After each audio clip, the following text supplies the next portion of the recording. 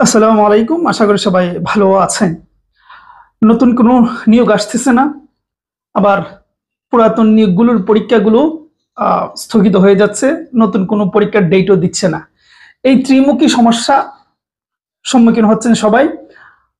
অনেকেই হতাশ হয়ে যাচ্ছেন। আজকে এই ৩ টি বিষয় নিয়ে কথা বলবো। ভালো লাগলে চ্যানেলটি সাবস্ক্রাইব করে যাবেন।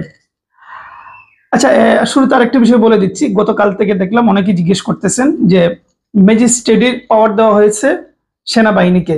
তাহলে কি চাকরির বাজারে কি সমস্যা হবে কিনা? আরে ভাই, তারা তো দেখবে আইন শৃঙ্খলা, তারা এর বাইরে আর কিছুই দেখবে না। সুতরাং এটা নিয়ে ভাবারও কোনো সুযোগ নেই। আচ্ছা, এবার আসুন যে নতুন নিয়োগ পরীক্ষা এগুলো কবে নরমাল হবে, কবে হবে, আদৌ হবে কিনা। আমি বহু জায়গায় কথা বলছি। জনপ্রশাসনে একজন আমার সিনিয়র ভার্সিটির বড় ভাইও আছেন। বহু জায়গায় কথা বলছি, বহু তথ্য নেওয়ার চেষ্টা করেছি এবং সবকিছু মিলিয়ে যেটা বুঝলাম যে সামনে যে দিনগুলো আসতেছে সেটা হচ্ছে চাকরি প্রার্থীদের জন্য একটা সুবর্ণ সুযোগ।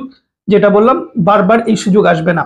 এই গভর্নমেন্ট কম বেশি মিলিয়ে, কম বেশি হতে পারে, কম বেশি মিলিয়ে ১ থেকে ১.৫ বছর থাকবে মিনিমাম। এই ১ থেকে ১.৫ বছরের ভেতরে যে নিয়োগগুলা হবে মোটামুটি শতভাগ না হলেও 95% নিয়োগ ফেয়ার হবে, যোগ্যতা অনুসারে পাবেন। এবং নিশ্চিত থাকেন এর ১-১.৫ বছর পরে চাকরির বাজারের প্রতিযোগিতা মানে ১০ গুণ বেড়ে যাবে। এখন যে পরিমাণ আছে সেটা ১০ গুণ বেড়ে যাবে। সেটা বিসিএস বলেন আর তৃতীয় শ্রেণীর জব বলেন, সব ক্ষেত্রে। কারণ যেহেতু একটা ফেয়ার বিষয়টা চলে আসবে। আর এই গভর্নমেন্ট ১ বছর ১.৫ বছর যাই থাকুক, তারপরে নতুন গভর্নমেন্ট আসলে যে একেবারে এটা উল্টিয়ে তারা চলবে, এটা সম্ভব হবে না। কারণ তারা একটা স্ট্যান্ডার্ড তৈরি করে যাবে যেটা মানুষ দেখবে। সুতরাং অন্য সরকার আসলেও চাইলে এটাকে মহা দুর্নীতিতে ভরপুর করতে পারবে না।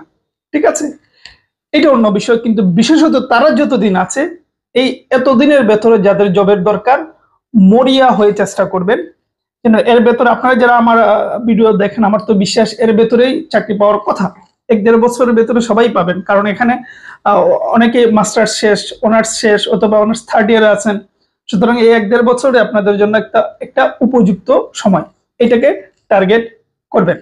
আচ্ছা, ২ নম্বর যে বিষয়, যে পরীক্ষাগুলো হচ্ছে না, নতুন কেন নিয়োগ কেন দিচ্ছে না, এই বিষয়টা আমি যেটা বোঝার চেষ্টা করেছি যে আগামী ১ মাসের ভেতরে সর্বোচ্চ ১ মাসের ভেতরে সব নরমাল হয়ে যাবে।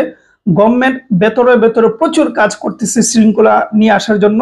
এগুলো ঠিকঠাক করতে বড়জোর সর্বোচ্চ ১ মাস লাগবে। ১ মাস পর দেখবেন মানে অসাধারণ কিছু হচ্ছে ধারাবাহিক ভাবে।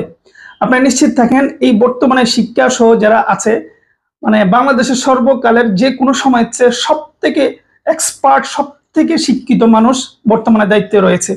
সুতরাং তারা এগুলা খুব ভালো জানে, ভালো বুঝে, শিক্ষিত মানুষ সব।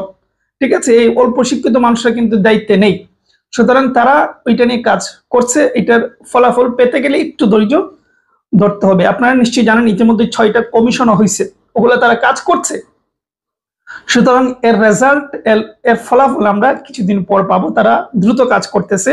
তো সবকিছু মিলিয়ে মনে হচ্ছে যে ১ মাসের মতন সর্বোচ্চ লাগবে। উনি এক বড় ভাই যিনি প্রশাসনে আছেন উনিও বললেন যে ২০-২৫ মানে ১ মাস লাগবে এটা সবকিছু হতে। তারপর কিন্তু ধারাবাহিকভাবে প্রচুর পরীক্ষা হবে, প্রচুর নিয়োগও আসবে। বিশেষত পরীক্ষাগুলোতে বেশি জোর দিবে তারা, যে পরীক্ষাগুলো যেন আগে হয়ে যায়।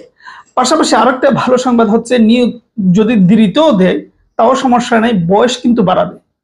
বয়স সেটা ৩৫ হইতে হবে না, কিন্তু বয়স বাড়াবে। কারণ এর ভেতরে যে সময় যাচ্ছে, এইটা কিন্তু এই যে শিক্ষিত মানুষ যারা দায়িত্বে আছে তারা নোটিস করতেছে বিষয়টা। সুতরাং তারা বয়সও বাড়াবে, সেটা কম হোক বেশি হোক একটা লেভেলের বাড়াবে তারা।